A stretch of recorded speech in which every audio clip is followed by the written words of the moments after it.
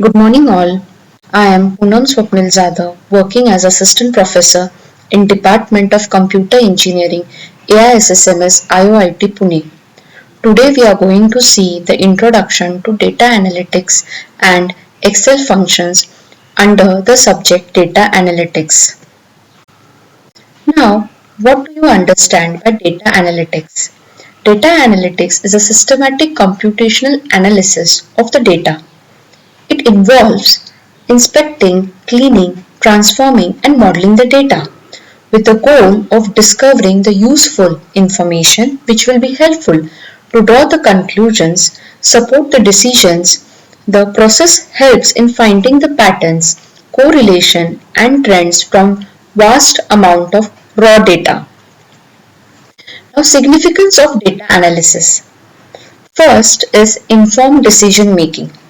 Data analytics provides evidence-based insights, enabling business, government, and individuals to make data-driven decisions.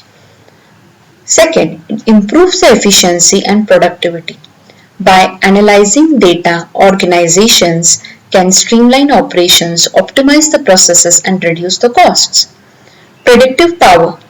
Analytics enables forecasting trends and future outcomes based on the historical data, helping organizations prepare and adapt.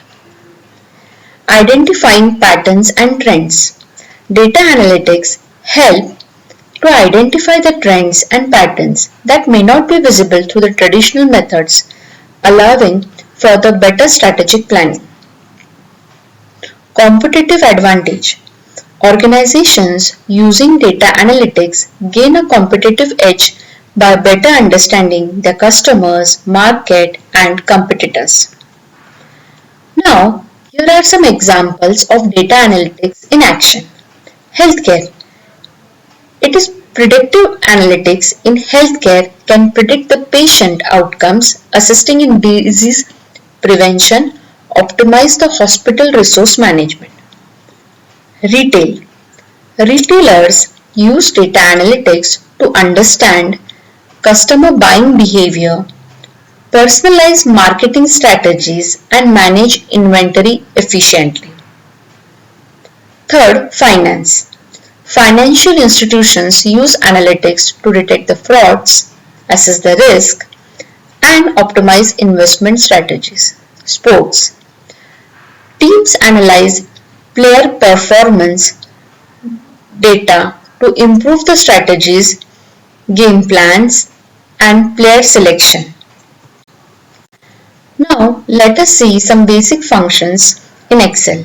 Excel provides a large range of built-in functions that allow the users to perform calculations, summarize the data, and analyze information quickly and efficiently. These functions are the foundation for working with data in Excel. Some of them are mentioned below. Sum. It adds all the values in a range. So the formula is sum and you have to specify the range. Average. It is used to calculate the average of the numbers. So the formula is average and specify the range. Maximum. It returns the largest number from the specified range. Next is mean. It returns the smallest number from the specified range. Count. Count. It counts the number of cells with numbers. So the formula is we need to write count and specify the range. Count A. Counts the number of non-empty cells. Here write count A and specify the range. Now let us talk about absolute, mixed and relative referencing. In Excel, referencing refers to how cells are referred to in formulas. By default, Excel uses relative referencing, but you can also use absolute and mixed referencing to control how the references are adjusted when a formula is copied across the different cells. Understanding these referencing types is essential for working with formulas and automating calculations. Now referencing. Relative referencing. Definition is the reference changes when you copy the formula to another cell. For example, if you have set the formula like A1 plus B1, and when you copy it to the next, the formula becomes A2 plus B2. Absolute referencing. The reference remains fixed when you copy the formula to another cell. So, you need to, the syntax is $A, $1. Both the row and the column are fixed. Now here, if the formula is $A, $1 plus B1, if copied, the reference to A1 stays fixed. Mixed referencing. Either the row or the column is fixed but not both. Now the mathematical functions in Excel. SUMIF. The purpose of SUMIF is add the values in a range based on a condition. So the syntax is SUMIF, then you have to specify the range, then criteria and sum range. The example is given below.